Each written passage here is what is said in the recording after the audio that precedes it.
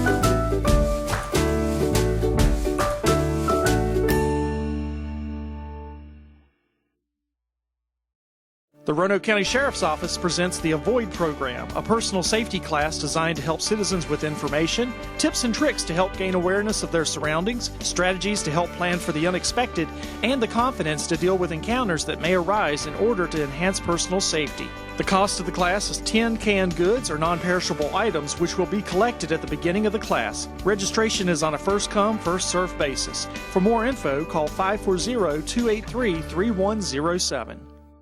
Hi, and welcome back to Accent Excellence. We're at Northside High School, and joining me again is Sharon Shepard. Sharon, we're at Northside. That only means one thing. Little Feet Meet. That's right. We are here for the 2017 Little Feet Meet. A little different this year. We've had a little bout of rain, and then a little bit more. But guess what? No matter what, stopping us. Exactly. The meet goes on. So, yes. Again, to catch some folks up, what is Little Feet Meet? And here in Roanoke County, here at Northside, this is a very special Little Feet Meet. It is. Little Feet Meet is a Special Olympics activity for children ages 2 all the way up to 5th grade, where they get to come and compete in various events. And today we're having grades kindergarten through 5th grade here. Right, and then coming up next week, we'll have some of the preschoolers. Correct. We had to split the event at the middle school. Yeah, a little bit of, like I said, a little bit of rain changed this up just a little bit. But in the world of Special Olympics and Little Feet Meet, this holds some very special meaning. It does. It's all about playing unified, playing, being included, being respected, no matter your ability level or who you are. So the students here have really embraced that. They have started a unified track team this year, where students with disabilities are competing with their peers at track meets. And it has really become, and that's really it. It's respect, unification. Yes. Tell me about some of the events that are going to be going on inside here. We've got softball throw, tennis throw, various running events, and long jump going on. It's going to be a lot of fun. There's a tremendous sense of accomplishment, and it's funny because sure, the students and the participants feel that, but to be honest, we do too. Yes, we do. I think everybody gets excited about this. Everyone from central office and the superintendent all the way down to the students that are participating here today. And just a few minutes ago, they were in there cheering the kids that were coming in. Yeah, as you can see, we've got students that are coming in right now. And speaking of students, this is not a Roanoke County event. No. We're thrilled and we're very proud to host it, but this is open to students. This is a regional event that encompasses several school divisions as well as private schools around the area. Tell me kind of how this all got started, because we've been doing this for a while now. This is actually Northside's 8th year hosting this, and each year it has gotten bigger. So we just keep adding on groups, and we started out small and said, no, you know what, we can invite more folks to this. We can do this better next year. So every year we improve. And speaking of Northside, this has become a signature event here at the school and one of the true marks of Viking pride. Oh, it does. They totally embrace it. They plan this. They run it. I mean, they own it. Yeah. Tell me what it means for these athletes, and they're athletes that are here. They are being cheered on, they are being accepted, they are being respected. They are being unified with their peers because they bring their buddies with them, and they shine. They have smiles all over their faces when they come in here, and it's just wonderful. Special Olympics obviously has a lot that does this, and we need to give a huge shout out to Special Olympics Southwest as well. Virginia's Special Olympics Committee has been huge with this. And this is the world's largest too. Yes, it is. Yes, it is. How many do you think we're having probably this year in the neighborhood? This year we're probably going to have total maybe about 1,000. It's down a little bit due to the rain and the change of event times. So we're down just a little bit this year because of that change. But typically we run about 1,200. Yeah, and you talk about a lot of people. Yes. It's a huge event, and over the years, this has been a very, very special weekend, a signature here in Roanoke County. But also, you know, again, I want to kind of get to this thing that you're seeing here. All of these high school students, hand in hand with special needs students, to be honest, to the point where they're really not special needs students anymore. They're not. They're just students. They're just students here having an event. Exactly right. You can't, if you walked in there, a lot of them you couldn't tell who was who. And that's the whole exactly. That's the whole point of why we do this event. And this is also open to the public every year, and we encourage folks to come and cheer on. Please come volunteer.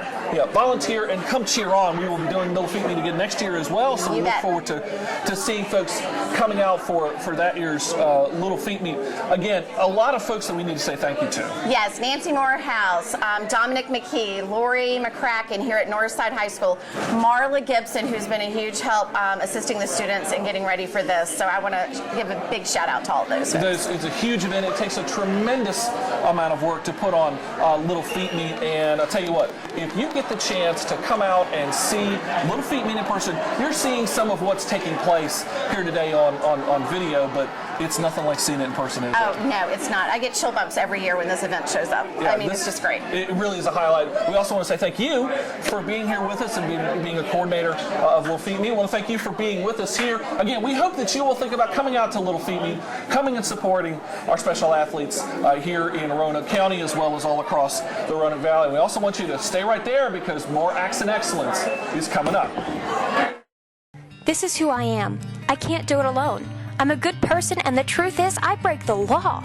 I ignore what my parents taught me, and I thought everything they said was a joke. No longer can it be said that I am my own person. I'll tell you one thing for sure. I've become a slave to the drinking crowd. I refuse to accept that I can be confident in myself and be popular without beer or drugs. A person like me can easily be forgotten. But wait, what if that's all wrong? What if I don't have to be forgotten? A person like me can easily be popular without beer or drugs. I can be confident in myself, and I refuse to accept that I've become a slave to the drinking crowd. I'll tell you one thing for sure. I am my own person.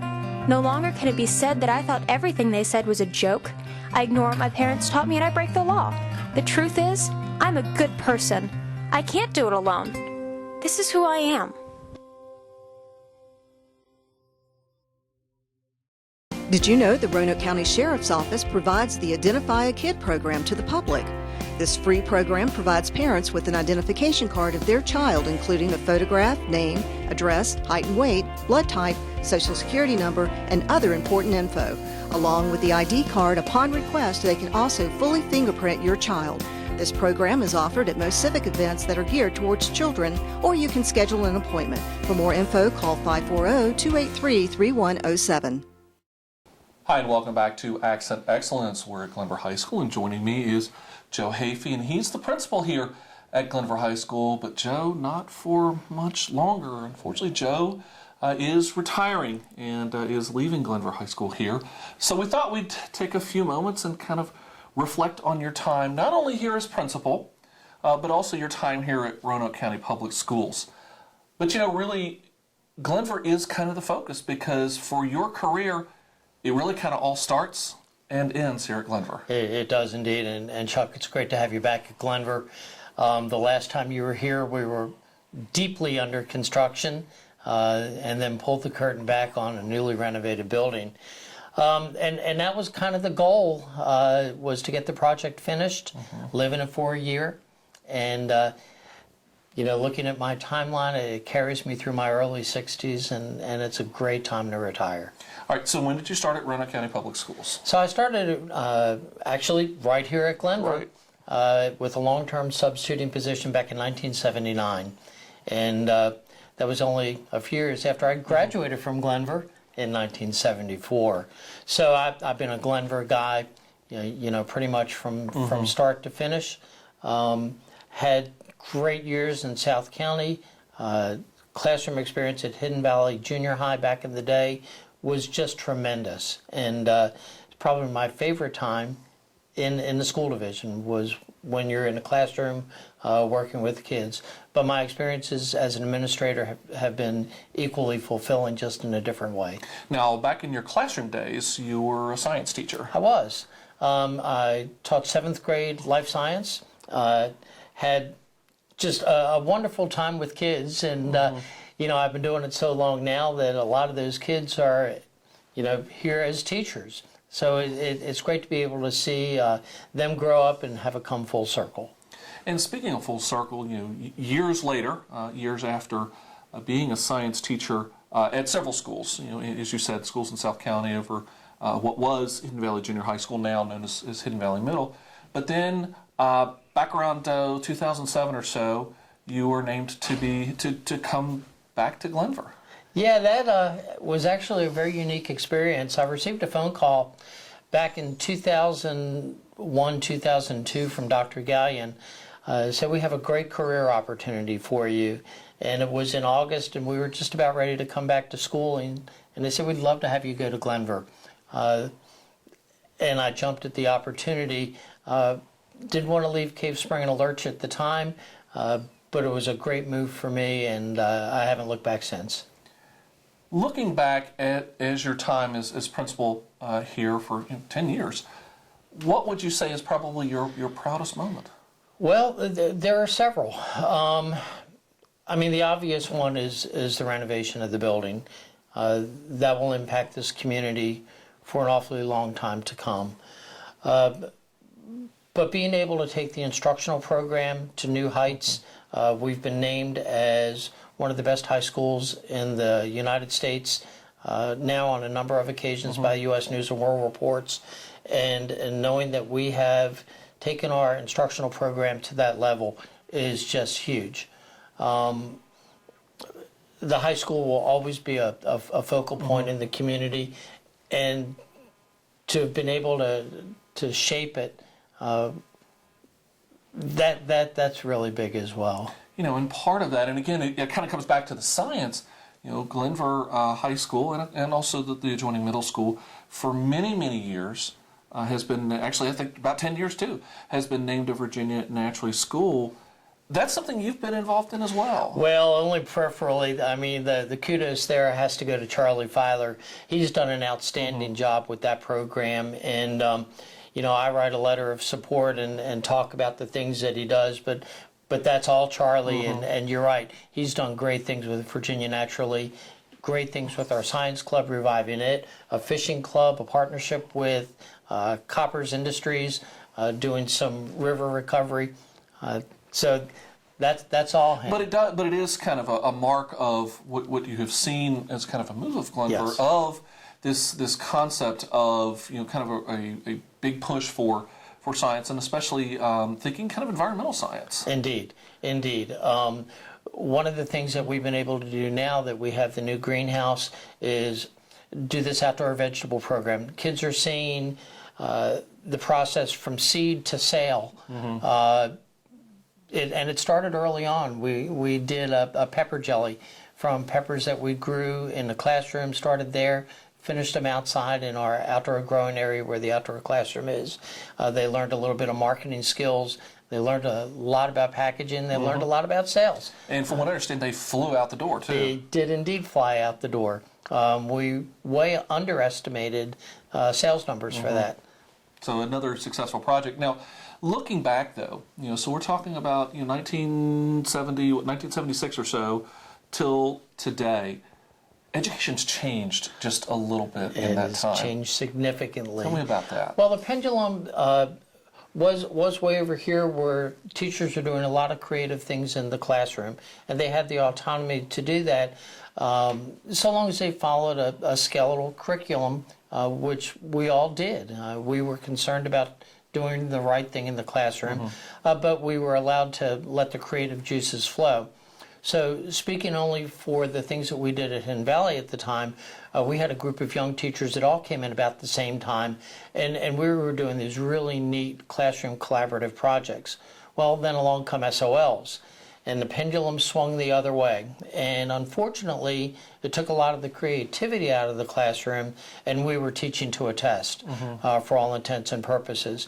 We still got to do some fun things, not as often. And now we're starting to realize that it's not all about a test number, that there really is a benefit, a value to having that collaborative activity, and that's what we're starting to see come back now. So you take an old guy like me, and it's like, well, we used to do it this way, but new teachers that are coming out, we have to actually teach them how to be more creative in a classroom setting. So that's been kind of cool to be able to do that. Trying to find a way to strike that balance. Yep. What would you say has probably been the biggest challenge you faced in your many years here in Roanoke County? Well, we all have challenges in our jobs, and depending upon, what job you're looking at, there were always challenges as a classroom teacher. There were challenges as an athletic director, as an assistant principal, and certainly at the principal level. I would say most recently the biggest challenge was getting this project done in a timely manner. There are a lot of moving parts, way more so than I realized coming into it, and being able to bring it in the way that we did, that was huge. I'll tell you, again, if you have a chance to take a look here at Glenver, this is not just a fantastic school, it's a beautiful school, and it's an absolutely gorgeous facility. So if you ever get the chance, come on to a basketball game or to a performance and come inside and see the facility. It's absolutely incredible. But when you look back, what is that one thing that you can put it up on the wall, if you could frame it and you put it up on the wall and you said, I did that. What's that? Well, I try not to use I a whole lot because there are very few occasions when it's an I. But I guess if we were to hang a plaque on the wall, the we that was involved in taking Glenver to be one of the best schools in the country. I knew that before we even started down that road that it was, but getting the affirmation from an outside source, that was very gratifying. Now, you talk about an I, and that's one of the things that's been kind of part of your legacy is that it's not about I, it's about us. But what would you say is that? What is your legacy here at Glenver? Well, it depends on the person you talk to. I think different people might have a different answer. I think that being a good steward in the position, I think that you always want to leave the place better than the way you found it. And I think that during the last decade, I'm leaving it better than the way that I found it. Absolutely. Now, of course, it's not like you're exactly leaving Roanoke County Public Schools. You'll be heading to do a few other things for the next little bit, and some new adventures. But what is next for Joe Hafey, the individual? You are kind of retiring now, so what's in your future? Well, that's emphasis on the kind of retiring. I'm fortunate that the school board and Dr. Killow have allowed me to do all of my retiree days in 1 year. And I'll be doing that over at the Burton Center for Arts and Technology in the role of principal for 1 year. But outside of that, my wife and I would like to do a little bit of traveling. I do like to chase the little white ball around the grass, so that'll be fun. Way back in the day, I played guitar, so it'll be nice to be able to get back and maybe have some time to do that. And then we'll go from there. There are options. So I guess coming next to a music store near you is Songs by Hafey here, a guitar mix. So for principals who are coming in, because always that's kind of the nature of things. So as principals leave, we have new principals that are coming in, and of course Jamie Soltis is coming here to Glenver, and he is by no means any stranger to Glenver High School. But for those principals who are coming, whether to a high school or to a middle or elementary, what's that one piece of advice that Build relationships. Build relationships with your students, with their families, with your staff. You better get to know your secretary and custodial staff because they're the ones that are going to bail you out when you need to be bailed out. But it really is all about building a strong relationship. For my first 5 or 6 years here, I had a handout that I gave the staff in our opening faculty meeting, and it says it's all about the relationship, and it talked a little bit about some core beliefs, and it's something that makes Glenver Glenver. We are a community school. We're a generational school. You mentioned Jamie coming in. Mm-hmm. Jamie went to school with a lot of our current students' parents, and I went to school with a lot of their grandparents. So, it is that relationship that you build with the community. Thing. Indeed. Yeah. Well, I'll tell you what, Joe, you've been have built a relationship with all of us here at Roanoke County Public Schools, and I want to thank you for your many, many, many years thank you, Chuck. Of service. And we look forward to continuing that relationship, as he says, for one more year. One more year. We'll see if we can work on him about that. Joe, again, thank you so much for being with us, and congratulations. Folks, stay right there. More Accent Excellence is coming up. Everyone loves having a beautiful green lawn, but did you know that lawn fertilizers can pollute our waterways? Before you fertilize your lawn, conduct a soil test to know what fertilizers are needed. Only apply fertilizers during the growing season and avoid using fertilizers and pesticides within 20 feet of a stream. After you mow, leave your clippings on your lawn because these return nutrients back into the ground. It's easy to keep your lawn green and our waterways clean. Contact the Clean Valley Council for more info. If you would like to adopt a pet, did you know that you can also go to the RCACP website and their Facebook page to look at pets for adoption? It's easy to do. Simply go to their website at rcacp.org or visit their Facebook page. Both sites include information and pictures of animals waiting to be adopted. Help make a difference in the life of a pet today. Adopt from the Regional Center for Animal Care and Protection.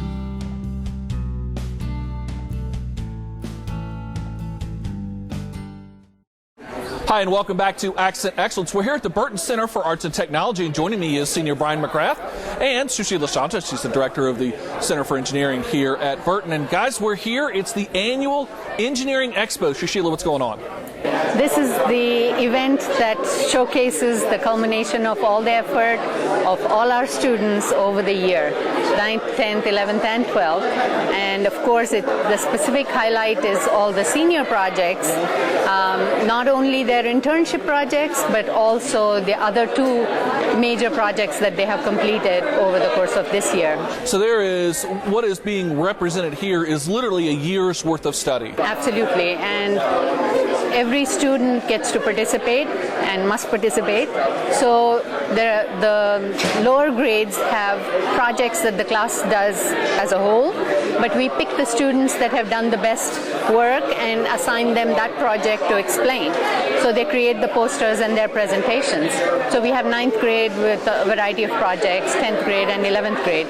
But with the 12th grade, all the seniors have their own presentations, individual presentations related to their internships. They also did team-based projects 2 times in the year. One was the student-led ideation challenge, in which 2 of the teams actually came first and second at the state level. And we also have design projects which were featured in the science fair, Roanoke County, the Intel Science Fair, as well as some of them moved on to the district level competition as well. So all those projects are also over there. All right, so Brian, you've got a project here today. Tell us what's going on with your particular project. I actually got a couple here today. My internship project is presenting the process that I used to find a problem inside of Lineberger Construction. They were having some communication issues between the field and the office with new drawings and changes to those drawings, and then trying to find a solution for that. We settled on trying to find some project management software, and then using the engineering design process to refine the problem and test and identify the proper solution and then present it to them. And right now we're in the implementation phase of that. All right, so walking through that whole process is actually now to implementation, and you're doing this in a real world environment, in a construction company. Tell me about being part of the real world and taking what you had learned in the classroom and applying it to a real world environment. Definitely. The engineering design process, they start going over that in as early as 9th grade. You find a problem, refine it, research if anyone's done something with it before, and then you start brainstorming and testing solutions, and then you go around that until you have a solution that fits all of your needs.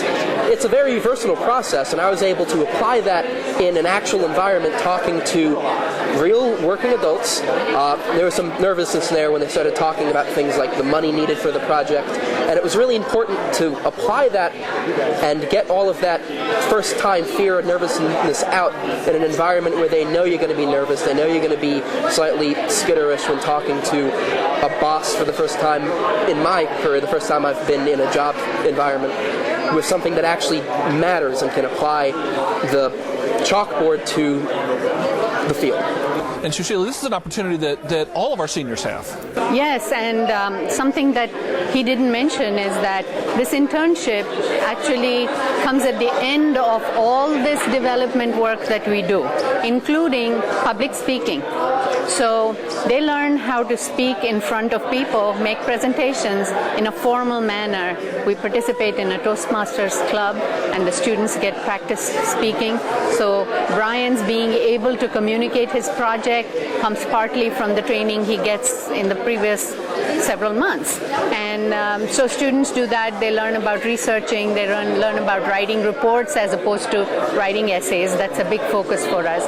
But what we try to do is to integrate all the disciplines and show students that it's not just knowledge you're learning for knowledge's sake, but that it actually has real-world applications. So that's what they see all the way through, is they learn the tools, the techniques, the science and the math, and then how you put it all together to problem solve. So by the time they come to the senior year, we're not giving them problems to solve. They're finding the problems in their environments and saying, this could be done better, and let me figure out how I can make this problem better. In your particular instance, and in several of your classmates, it's important to remember that sometimes that first solution might not always work, but that's not a bad thing at all. Failing is better than not trying at all. Right. And it's especially important for students to be able to go out there and try something for the first time that they've ever done it, and even if it does fail, to do so with enough mentors and people around it that can teach you how to do it better next time and how to succeed the next time you take a shot at it. And to add to that, failure actually teaches you more than being successful the first time. So you learn a lot more about whatever activity you're doing by failing at it first. So we do a lot of emphasis on, if you fail, that's fine, but tell us how and why and how you can fix it. It's a fantastic opportunity. Again, a great opportunity for all of our students here at the Burton Center for Arts and Technology in the engineering program. And so, Brian, congratulations on your internship. We wish you all the best of luck as you get ready to graduate and move on. And Sushila, again, thank you for having us here. And folks, stay right there. There's more Acts and Excellence still to come. A little soap and water can go a long way. When you wash your car in a driveway, the soap, oil, and grease can flow into storm drains and pollute our rivers and streams. Always try to wash your car on the lawn. This will allow the water to soak into the ground. If you have to wash your car in a driveway, make sure the water drains onto your lawn and not a storm drain. Use a biodegradable soap. Dump your wash bucket in your sink or allow it to filter through the grass. It's easy to keep your car and our waterways clean by doing the right thing. I want to be popular. I want to be invited to parties. I don't want to be invisible anymore. I want to be part of the in crowd. You think you have to drink to be in the in crowd, but giving in to peer pressure isn't going to get you anywhere. Be true to yourself to accomplish your big dreams. Well, folks, that's going to do it for this month's edition of Acts and Excellence here at the 2017 Little Feat Meet at Northside High School. We want to give a huge congratulations to all the participants at this year's event. Also to the class of 2017, congratulations on your graduation, and we wish you all the best. If you'd like to learn more about Roanoke County Public Schools, be sure to check us out online, and remember to like us on Facebook and Twitter. I'm Chuck Lionberger. Thanks for watching, and we hope you all have a great summer.